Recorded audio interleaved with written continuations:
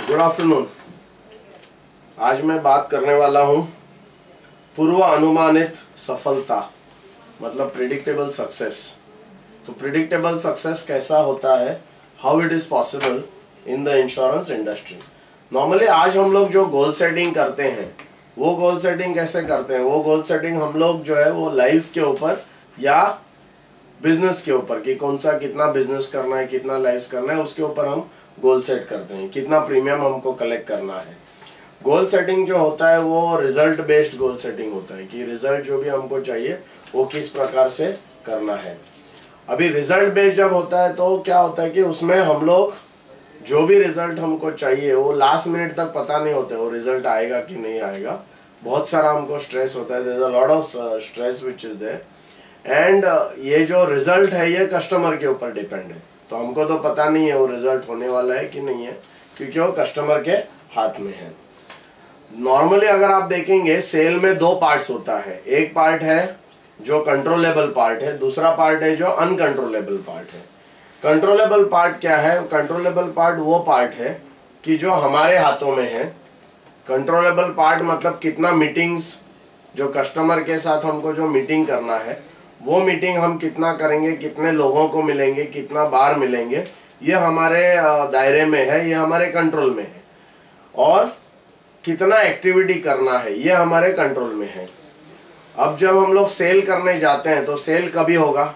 Cell तभी होगा जब हम जाके लोगों को मिलेंगे, लोगों के साथ फेस टू फेस मीटिंग करेंगे। मीटिंग करने के बाद उनको प्रोडक्ट के बारे में बताएगा, तभी सेल होगा। बट ये जो सेल है, कस्टमर ये खरीदेगा कि नहीं खरीदेगा ये हमारे हाथ में नहीं है। तो दूसरा जो पार्ट है, हमारा पार्ट है वो एक्टिविटी है, मतलब मीटिंग करने का। दूसरा जो पार्ट है वो सेल का है, मतलब रिजल्ट का है। जो रिजल्ट का जो पार्ट है वो हमारे हाथ में नहीं है, क्योंकि वो कस्टमर डिसाइड करता है। पॉलिसी लेना या नहीं लेना उसके हाथों में। आप कितना भी उनको एक्सप्लेन करो, अगर उनको लेना है या नहीं लेना ये फाइनली उनको डिसाइड करना है। बट मेन मेरा बोलने का मतलब ये है कि वो जो सेल है या वो जो बिजनेस है ये हमारे कंट्रोल में बिल्कुल नहीं है। तो हम कोई भी गोल सेट करेंगे उस चीज़ के ऊपर, जहाँ जो चीज़ के ऊपर हमारा कंट्रोल नहीं है, तो क्या वो जो गोल सेटिंग है वो सफल होगा? मुझे लगता नहीं है। मैं हमेशा देखता हूँ, बहुत सारा बार सीनियर डीएम कहीं मीटिंग में जाते हैं, पूछते हैं आप में से कितने लोग एमडीआरटी करेंगे, तो काफ़ी लोग ऊपर स्टेज पे आ जाते हैं। बट ये लोग जो स्टेज पे आते हैं इनको पता है एमडीआरटी करना है। बट एमडीआरटी क्या है? एमडीआरटी जो है वो कस्टमर के हाथ में, वो पॉलिसी सेल उतना होगा तभी एमडीआरटी होगा। तो बट लोगों को जो ये गोल सेट करते हैं उनको ये बिल्कुल पता नहीं है कि वो गोल अचीव करने के लिए, वो एमडीआरटी करने के लिए उनको क्या करना है। तो ये जो दो पार्ट्स है ये इंपॉर्टेंट है हमको समझना, जो कंट्रोलेबल है और अनकंट्रोलेबल है। सो कंट्रोलेबल क्या है? कंट्रोलेबल एक्टिविटी है, जो हम फेस टू फेस मीटिंग करते हैं, जो कस्टमर को हम मिलते हैं, ये जो है ये कंट्रोलेबल है। हालांकि दूसरी जो बात है, जो बिजनेस है, वो अनकंट्रोलेबल है। तो मोस्टली जो लोग गोल सेट करते हैं वो लोग अनकंट्रोलेबल के ऊपर गोल सेट करते हैं, और इस वजह से उनका गोल जो है कभी भी अचीव होता नहीं या मुश्किल से अचीव होता है। या अगर गोल सेट वैसे करेंगे भी तो कुछ लोगों का होता है, सबका नहीं होता है। अभी मैं आपको एक चक्की का फिलॉसफी, फ्लावर मिल जो है उसका फिलॉसफी आपके सामने रखना चाहता हूँ। तो चक्की जो है उसमें क्या होता है, हमको आटा मिलता है। बट आटा कब मिलता है? जब हम उसमें गेहूँ डालेंगे। गेहूँ डालेंगे तभी आटा मिलता है। मतलब आप अगर 1 किलो गेहूँ डालेंगे, गेहूँ डालने बगैर तो आटा नहीं आएगा। और आटा कितना आएगा ये भी हमारे कंट्रोल में नहीं है। बट उसको हम कंट्रोल कैसे कर सकते हैं? कितना गेहूँ डालने का वो अगर हम डिसाइड करेंगे तो उसके हिसाब से कितना आटा निकलेगा वो हम लोग डिसाइड कर सकते हैं। तो जैसे एक चक्की होती है, उसमें एक इनपुट होता है जो गेहूँ है, जो हम उसमें डालते हैं चक्की में। दूसरा एक आउटपुट होता है जो हम लोग को आटा मिलता है। ये गेहूँ और आटा, इसमें रिलेशनशिप है। आप 1 किलो गेहूँ डालेंगे तो 850-900 ग्राम आपको आटा मिलेगा, और अगर आप 2 किलो गेहूँ डालेंगे तो उसके हिसाब से आपको आटा मिलेगा। बट उसमें ऐसा कभी होता नहीं कि आपने गेहूँ नहीं डाला और आटा निकला, या ऐसा भी नहीं होता है कि आपने गेहूँ डाला 1 किलो और आटा बिल्कुल नहीं निकला।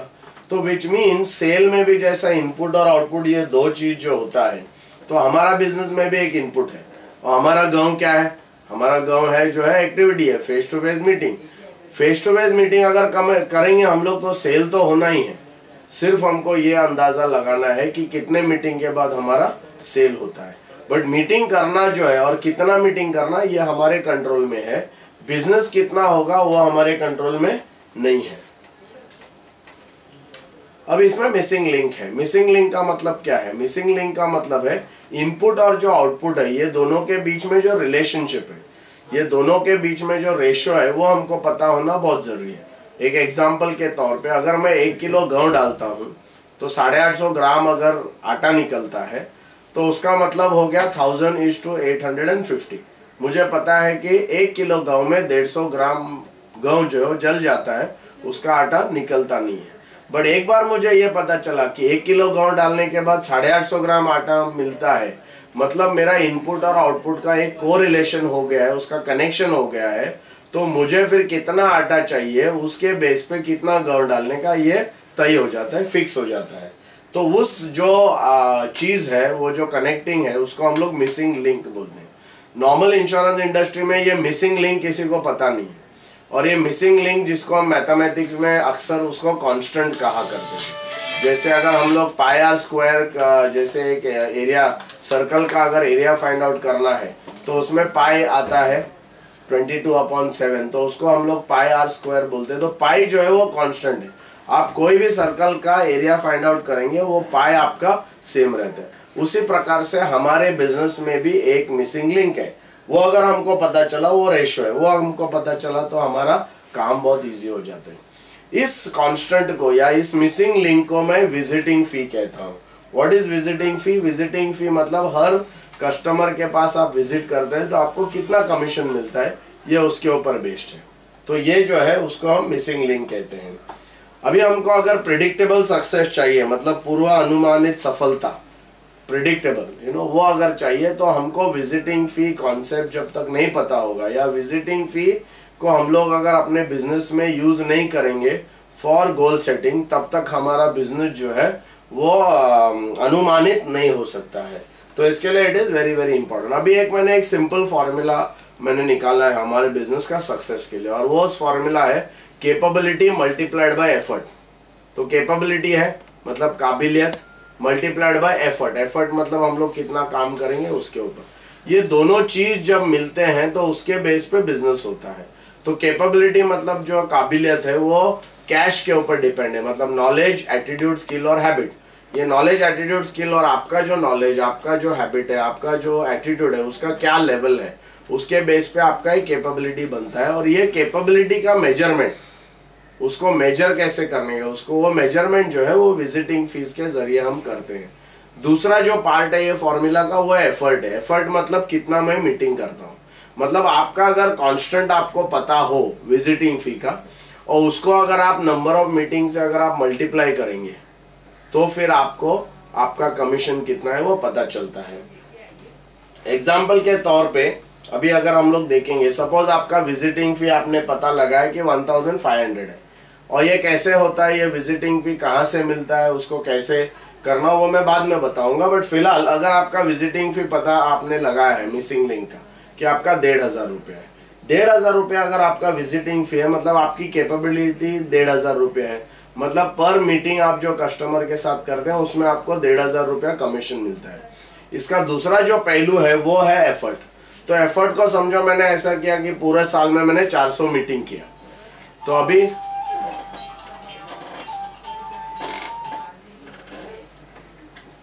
पूरे साल में अगर मैंने 400 मीटिंग किया तो मुझे टोटल कमीशन कितना मिलेगा, 1500 मल्टीप्लाइड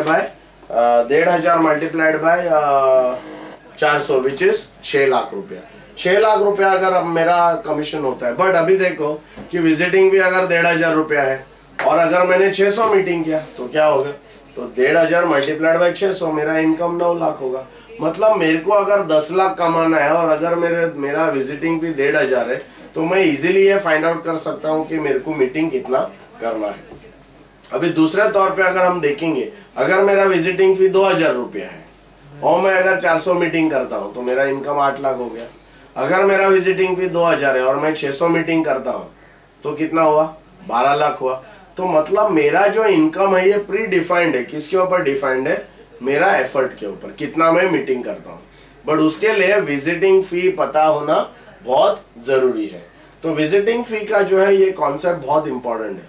तो मतलब अभी हम लोग अगर गोल सेटिंग करेंगे तो गोल सेटिंग में हम स्मार्ट की बात करते हैं, स्पेसिफिक होना चाहिए। स्पेसिफिक मतलब गोल क्या है वो स्पेसिफिक होना चाहिए। मुझे इनकम बढ़ाना है ये स्पेसिफिक नहीं, मुझे एमडीआरडी करना है ये स्पेसिफिक है। वैसे मेजरेबल होना चाहिए, तो हमारा तो एमडीआरडी का गोल मेजरेबल है। तीसरा जो है वो अचीवेबल है, ए। चौथा है आर रोमांटिक, और पांचवा है टाइम बाउंड, टी। अब ये सब चीज तो हम लोग कर सकते हैं। उसमें सिर्फ मैं आपका ध्यान अचीवेबिलिटी जो फैक्टर है उसके ऊपर मैं आपका ध्यान आकर्षित करना चाहता हूँ कि अचीवेबल है कि नहीं है गोल, ये कैसे पता चलेगा। तो इसके लिए एक वेरी सिंपल एक्सरसाइज हम लोग करते हैं।